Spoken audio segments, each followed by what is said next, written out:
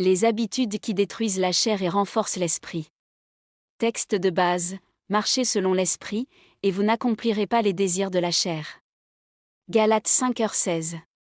Introduction. La vie chrétienne est un combat permanent entre la chair et l'esprit. La chair représente notre nature humaine déchue, portée vers le péché, tandis que l'esprit désire plaire à Dieu. La victoire ne vient pas par la force humaine, mais par des habitudes spirituelles développées chaque jour. Plus nous nourrissons notre esprit, plus la chair perd de son influence. 1. La prière quotidienne. La prière est la respiration du chrétien. Elle nous rapproche de Dieu et nous donne la force de résister aux tentations. Verset. Luc 18h01. 1 Thessaloniciens 5h17. Application. Réservez chaque jour un temps de communion avec Dieu. 2. La méditation de la parole de Dieu. La parole renouvelle notre intelligence et transforme notre manière de vivre. Verset. Josué 1h08. Psaume 119, 11. Romains 12h2.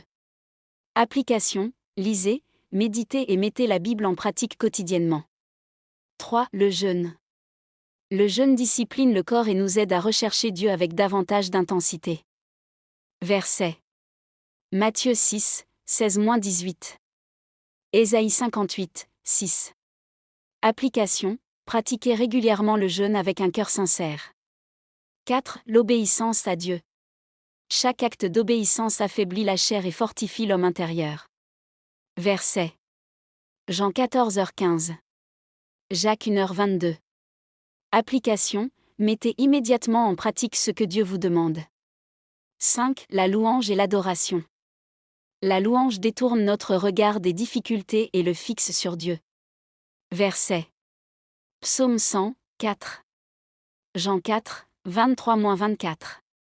Application. Faites de la louange une habitude, même dans les moments difficiles. 6. La communion fraternelle. Dieu nous fortifie aussi au travers des autres croyants. Verset. Hébreux 10, 24-25. Acte 2h42.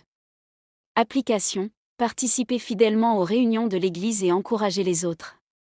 7. Renoncer aux œuvres de la chair. La croissance spirituelle exige des choix concrets. Verset. Galates 5, 19-24. Colossiens 3h5.